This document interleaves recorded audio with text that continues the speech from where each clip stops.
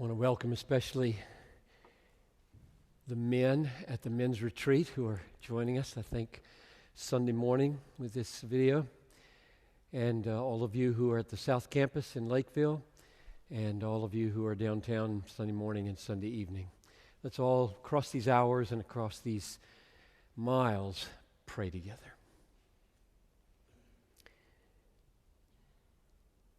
Lord of the harvest, you have told us to pray to you that you would send laborers because the harvest is white and ready for harvest. And so I ask now that in these 8 services this weekend plus the men's retreat, you would send, you would call out for yourself, young and old, and so give them a compelling sense of your leading cross cultures and long term, that they would know, I am sent. I ask this in Jesus' name. Amen. Well, this is my 30th or 29th, depending on how you count, and last sermon on missions as your pastor. And that's not exactly true if you have ears to hear, because every sermon is on missions in my way of thinking. But you know what I mean. November 13, 1983 was my first one, and I have preached in this global focus every year since, except I think in 2010. What a privilege to be a part of this Bethlehem legacy of world missions. To lead Bethlehem, which has been my job these 33 years, is to lead a mission agency. Not just a church, but a church with an absolutely extraordinary sending calling on it. An organization of sending and supporting like few others. To lead this global mission was an inheritance that I received and did not create. And it is a legacy or a bequest that I bequeath with joy to Jason Meyer. It's an inheritance. 1890, some of you know the story. Bethlehem was 29 years old. She was downtown, where I stand. Right now there's a parking lot in those days, but right over there, a few feet away. 1890, Swedish Baptist Church, First Swedish Baptist, Minnie and Ola Hansen were commissioned from the membership of this church to Burma and to the Kachin people, a vengeful, cruel, treacherous, unreached tribe. Ola Hansen was told by the king of Burma 112 years ago, "So, you are to teach the Kachins. Do you see my dogs over there? I tell you, it will be easier to convert and teach these dogs. You are wasting your life." The Kachin were completely illiterate, no written language, and over the next 36 plus years, Ola Hansen collected 25,000 words and wrote them down, wrote a Kachin English dictionary. In 1911, he published the New Testament in Kachin. In August 11, 1926, he completed the Old Testament. And in a letter, August 14 that year, he wrote this: "It is with heartfelt gratitude that I lay this work at the feet of my Master." It's 36 years on the field. I'm conscious of the defects of my work. I have tried to master Kachin and make a translation intelligible to all. Pray with us that our divine Master may bless this work to the salvation of the whole Kachin race. Today, virtually every Kachin can read and write Kachin and Burmese, the national language, and there are over 500,000 Christians. That's your legacy. We, a church, sent that man.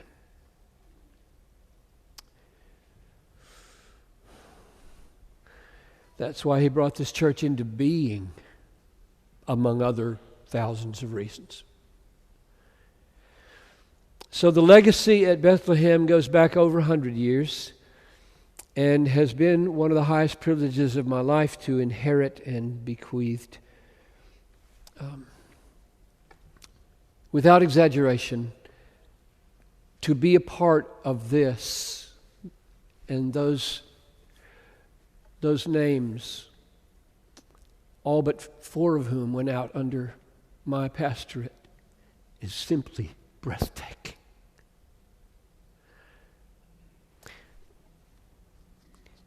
We are called to hold the ropes.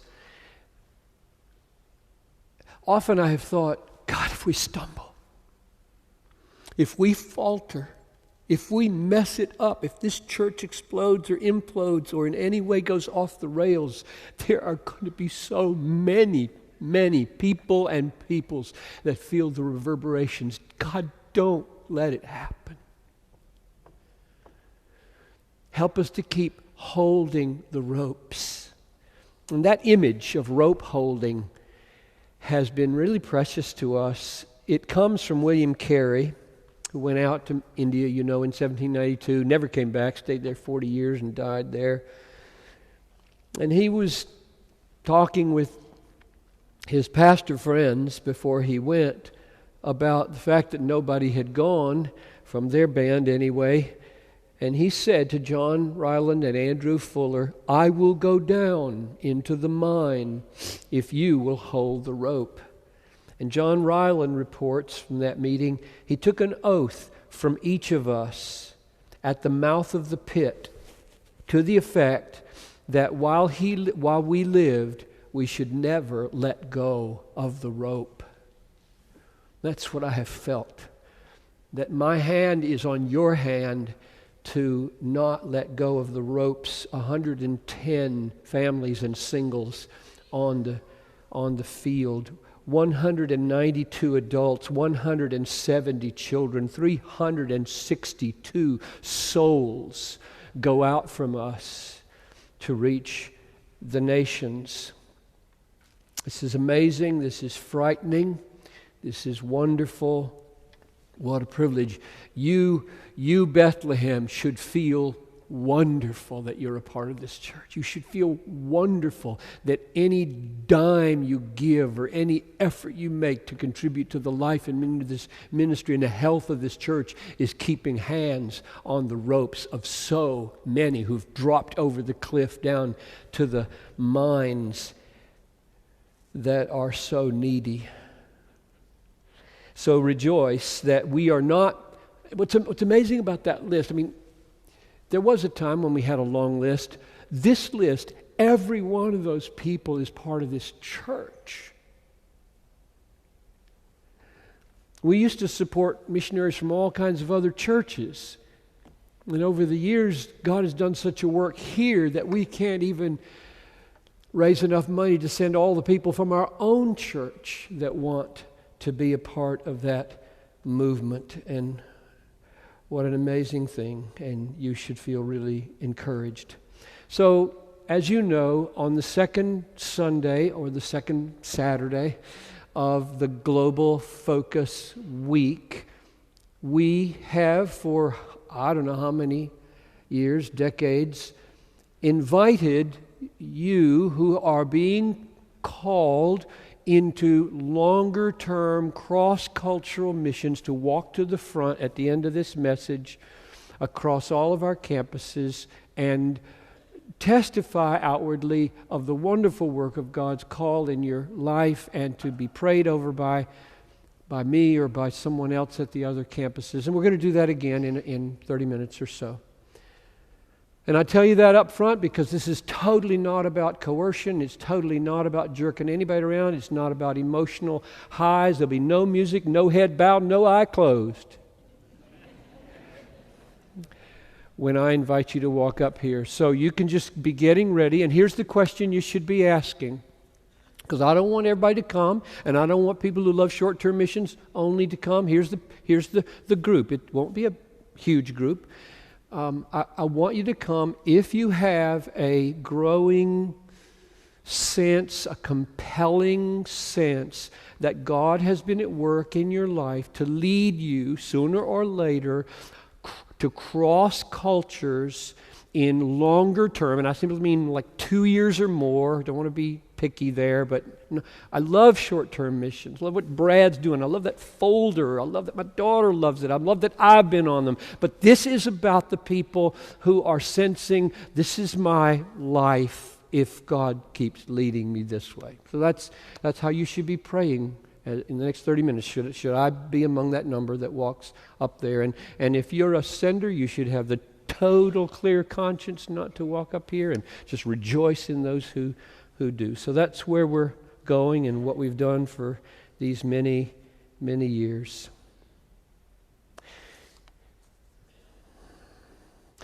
This is part of my series of 30-year theological distinctives. So I'm going to unfortunately totally ignore the text that was read.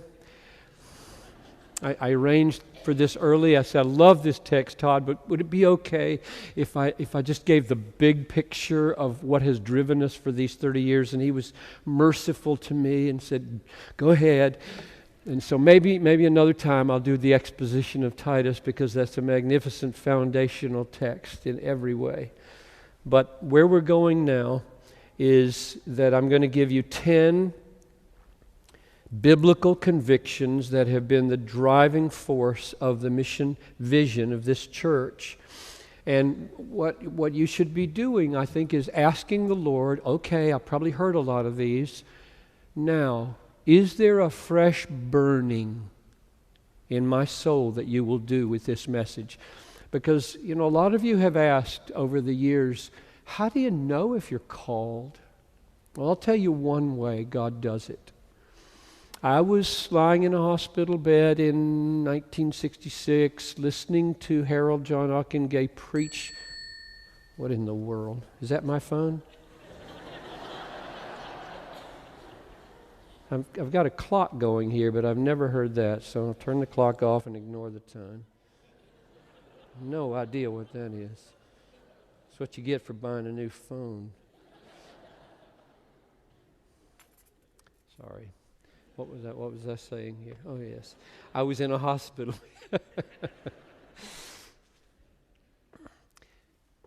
And I heard this man preaching, and I don't remember what he was preaching about, but what I knew was my heart burned with what he was doing. He was doing exposition. And my heart from that moment never ceased to burn. That was my call. I couldn't turn back. There was no way I could walk away from what was happening. So that's what might happen while I'm preaching. That as I talk about missions and give you biblical foundations, God would be doing something that he probably didn't just begin to do in these services. He's been doing it perhaps, maybe 20 years, 20 days, weeks, 20 minutes. He can do it any way he wants, and you just can sense, this is what I am. This is where I am at home now. This is what I'm called to do. And you don't have to have absolute certainty about that. You just take your steps as they come. Okay, so that's where we're going, and here's the 10 biblical convictions. 1, God is passionately committed to the fame of His name, and that He be worshipped by all the peoples of the world. And this is not egomania. So that's just 2 weeks ago's sermon. No, 3 weeks ago. That God has a passion to be worshiped by all the peoples, and this is not egomania, it's love. Missions is joining God in His passion to love the world by giving Himself to the world for the joy of their praise. Declare His glory among the nations, His marvelous works among all the peoples. Make known His deeds among the peoples. Proclaim that He is exalted. God sends Jesus on the earth in order that the Gentiles might glorify God for His mercy, Romans 15:9. He does His mighty works in history that His name might be proclaimed in all the earth. He's passionate to have His name proclaimed, and we join Him in that passion. That's what missions is. We join Him in the passion He has for His fame. Number 2, therefore, worship is the goal and the fuel of missions. Missions exist because worship doesn't. Missions is our way of saying the joy of worshiping Jesus is not tribal. It's not ethnocentric. It's global. The joy of worshiping the Creator of the universe is a joy to be spread. And so when it is spread, those people begin to rejoice in worshiping. So it's driven out of our joy in worshiping into their joy in worshiping. So we talk about being the fuel and the goal of missions. You can't commend what you don't cherish. You can't proclaim what you don't prize. And therefore, prizing Christ is the well out of which missions is bubbling. And what it's aiming at is prizing Christ in others. So worshiping Him is the fuel, and worship is the goal. And the reason it exists is because there's so many peoples where there is no true worship of the living God. And we have that joy, and we mean to share it. Number 3, people must be told about Jesus because there is no salvation, there's no worship where the gospel of the crucified and risen Son of God is not heard and believed. People must be told. God has not set it up any other way. He doesn't save people by the arrivals of spaceships, but the arrival of missionaries. That's how He does it in unreached peoples. There is salvation in no one else, for there is no other name under heaven given among men by which we must be saved. Acts 4. Faith comes by hearing, and hearing by the word of Christ. There's no other way. Romans 10. Whoever has the Son has life. Whoever does not have the Son does not have life. No serious Muslims have the Son. No serious Hindus have the Son. No serious Buddhists have the Son. Billions and billions of people without the Son and without life, and we have the Son.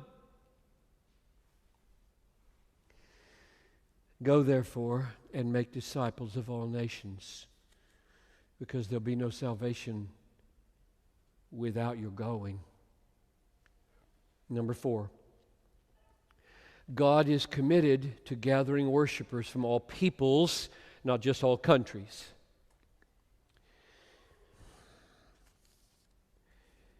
We have a mission statement, spreading a passion for the supremacy of God in all things, for the joy of all peoples, and there's an S on the end of peoples for a reason. When the Bible says, make disciples of all nations, it doesn't mean USA, Japan, Argentina. It means Fulani, Cherokee, Han. And there are 12 to 16,000 of them, not 192. Worthy is the Lamb who was slain to take the scroll and open its seals, for by your blood You ransomed people for God from every tribe and tongue and people and nation, and you made them a kingdom and priests to our God, and they shall reign on the earth. The point of that breakdown, tribe, tongue, people, nation, is not that they're precise, mutually exclusive entities, but to cover the whole gamut of the breakdown of humanity into these significant ethno-linguistic groupings that matter to God.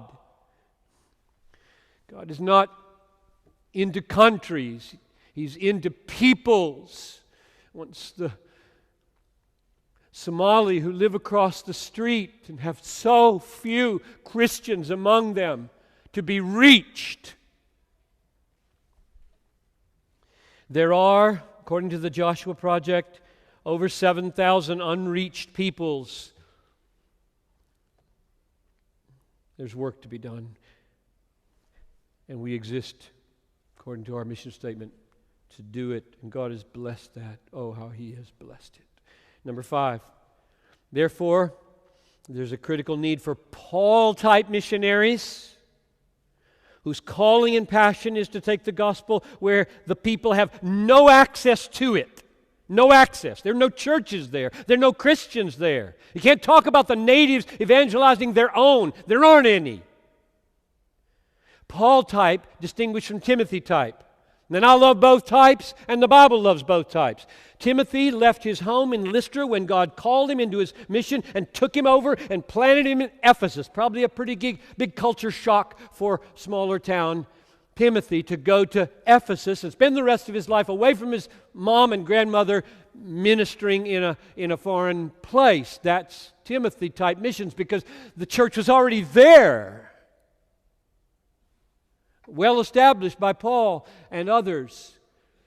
But Paul wrote in Romans 15, my eager ambition is to preach the gospel where Christ has not even been named. I have no more room for work in any of these regions, though there be tens of thousands of unbelievers here. That's missions talking. I don't have any room here. Why? The church is here. While I'm talking, some of you are going to feel that. Some of you are going to feel that. It won't be many. I mean, this is an unusual calling. We just need several 100,000. But that's not a lot, really. I mean, there are hundreds of thousands of churches in the world. This is not a lot. It won't take any big sacrifice if everybody were doing it, if every church were sending some Paul-type missionaries from all the peoples. And it won't be America probably that finishes this job. It'll be Brazil and Argentina and Nigeria, Mozambique, the Philippines. They have a lot more access than the Western Satan does, which is our tragic reputation so widely. But we go wherever they'll let us come or places where they won't. We go because Paul said, of course they're going to take my life, but that's no stop.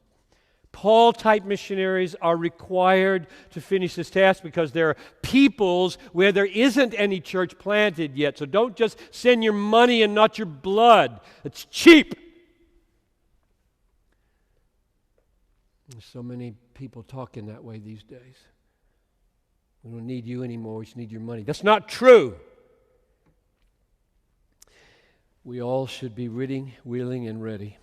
Number 6, we must send the global partners in a manner worthy of God. Tom Steller wrote the epilogue to my book on missions on that verse from 3 John 1:16 and has beat that trumpet as well as anybody, and now Todd is picking it up as the pastor for missions here. You will do well, this is the Bible talking now, you will do well to send them on their journey in a manner worthy of God, which is why we have a mission staff, why we have a missions budget, why we have Barnabas teams, why we have a nurture program, why we have this in the bulletin. We are senders, most of us. And you know how we talk here. You got 3 options: go, send, or disobey. There isn't any other option. There are those who go down over the cliff, those who hold the rope, and those who think it's none of their business. Number 7, it is fitting for us to have a wartime mindset in the use of our resources as long as thousands of peoples are without the gospel and we have resources to send it.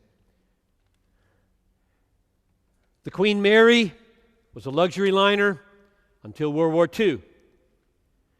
In World War II, it was conscripted to be a troop carrier, and instead of 3 bunks, they had 7 bunks high. Instead of an 18-place set of china, they had a fork and a spoon and a tin plate with rations for 7,000 soldiers. That's the kinds of changes you tend to make in wartime. Everybody pitches in and does their part. And one of the reasons that we are as weak in many areas as we are is because we have a peacetime mentality and not a wartime mentality. We just relax in America. Good grief. Look at America. We just got everything we want here. This is peacetime. It's not Afghanistan. No. It's not peacetime. It's wartime. Our kids are dying. You're dying. People all around us are being slain by the devil and his lies and being sold a bill of goods about the American way. And we have the resources to put people wherever they need to go. So, one of the implications that we've tried to press here is that there is a wartime mindset. There's a wartime lifestyle modeled by the Macedonians in 2 Corinthians 8:2. In a severe test of affliction, and their abundance of joy and their extreme poverty have overflowed with a wealth of generosity on their part. It is more blessed, they discovered, to give than to receive. God owns everything you have. You don't own what you have. It's not yours. You were bought with a price. Everything you have is His. You are His. And He cares about how it goes on the front line. He cares about the unreached peoples of the world and whether the troops are making it there and whether the firepower is there to help them. He cares about that as He manages your funds, or you manage His funds. And so it makes a difference. Number 8, prayer is a wartime walkie-talkie, not a domestic intercom. These are old slogans at Bethlehem. They go back multiple decades. Prayer is a wartime walkie-talkie, not a domestic intercom. Read you a verse where I got that. Jesus says, I chose you and appointed you so that you should go and bear fruit, so that whatever you ask the Father in my name, He may give it to you. And when I read that, I thought, wow, that is really strange. I chose you and appointed you to go so that your prayers will be answered. Wow. I know. What does that mean? It means I created this thing called prayer for people who are on mission. Not in their den ringing up the butler for a bigger pillow. I need a pillow. Say, hello. You wonder why your prayer's not functioning? It's not what it's for. Wrong wavelength. I think every request we make should include, hallowed be thy name, thy kingdom come, thy will be done on the earth, including all over the unreached peoples. And that's why I want healing for my sore throat this morning, which I totally pray about. If our prayers have no connection to God's big causes, they're probably going to malfunction. This is not a domestic intercom. This is for people who are under fire. Help! Mayday! Mayday! I need cover. He's talking to God. I need the Holy Spirit. I need some protection. I need some wisdom. I need words. God, please help me. I'm walking. I'm going. That's what prayer's for. And for senders as well. Send it to them, God. We got the email. Bring it down for them. Do they need us to come? What do they need? Tell us what you need. We will pitch in. That's number 8. Prayer is a wartime walkie-talkie, not a domestic intercom. And number 9, suffering is not only the price of being in missions, but the plan that God has for getting the job done. This is sobering. We're not playing games here. It's going to cost your life, some of you. Suffering is not only the price as you walk in obedience here and there, it is also the plan of God for getting the job done. A few texts. Matthew 10. If they have called the master of the house Beelzebul, how much more will they malign those of his household? So just expect to be abused. At least verbally expect it. It hurts, it wounds, it makes you sometimes doubt. You wonder, have I done it all wrong? Because they're going to make me sound like I've done it all wrong. Or Matthew 24:9, they will deliver you up to tribulation and put you to death, and you will be hated by all nations for my name's sake. You'll be hated by all nations. How do they know you? You went there to be hated while you love them and give your life for them. That's what Jesus did. He came to a foreign, unreached people, and they killed him, and he saved them in dying. That's what we do. Behold, I am sending you out as sheep in the midst of wolves. Matthew 10:16. This is not just the price. This is the plan. This is the means. How do you defeat the devil who holds on to these people, blinds the minds of unbelievers? I'll read it to you. This is Revelation 12:11. They have conquered him, the serpent, the devil, Satan. They have conquered him by the blood of the Lamb and by the word of their testimony, for they love not their lives even unto death. We triumph by his blood, our testimony, and our death. It looks like we're being defeated. We're not. So expect to suffer. Some of you expect to die.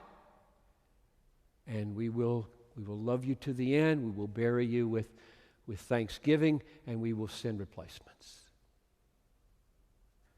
And expect it to happen until Jesus comes.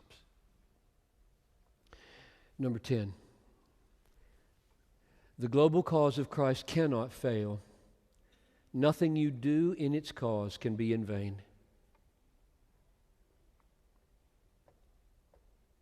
Therefore, my beloved brethren, be steadfast, immovable, always abounding in the work of the Lord, knowing in the Lord your labor is not in vain.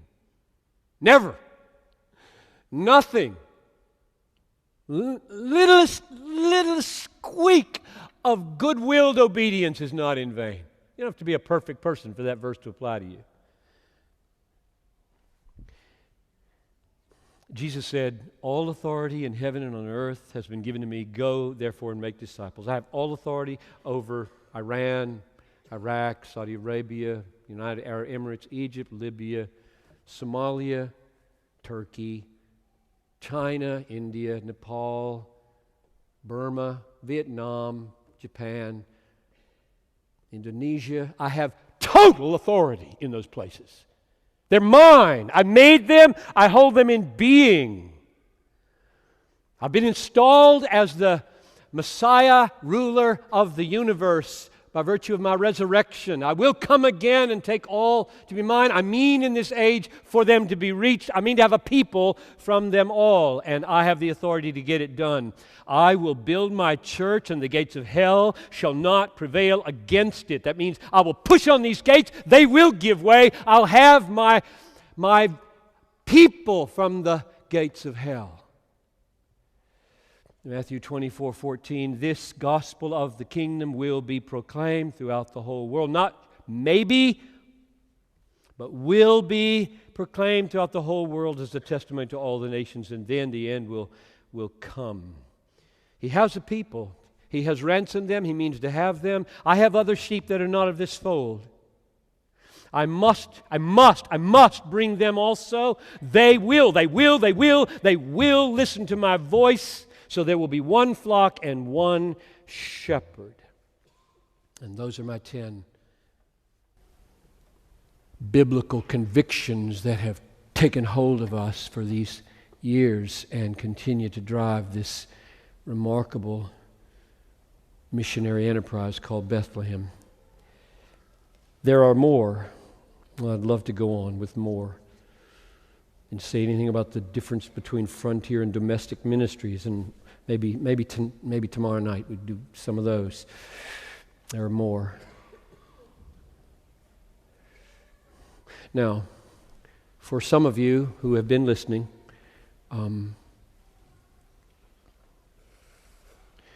you have felt, okay, I've thought about some of those things, and now I'm faced again.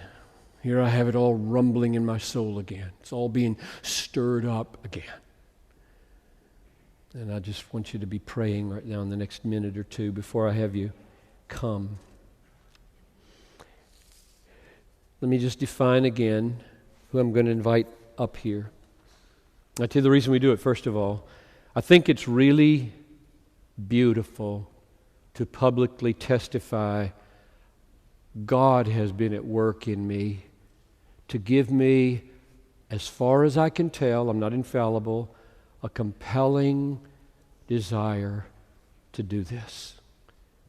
In other words, every person who walks up here is a statement about the work of God toward missions. It's a beautiful thing. And the second reason is I want to pray over you in a focused way here, that God would give you clarity about that, and deeper conviction about that, and greater courage for that. That's what I want to pray over you when you come. And then we have some materials to give you as well to help you move forward. And Todd will be here, and others on every campus and at the men's retreat, Sunday evening, Sunday morning.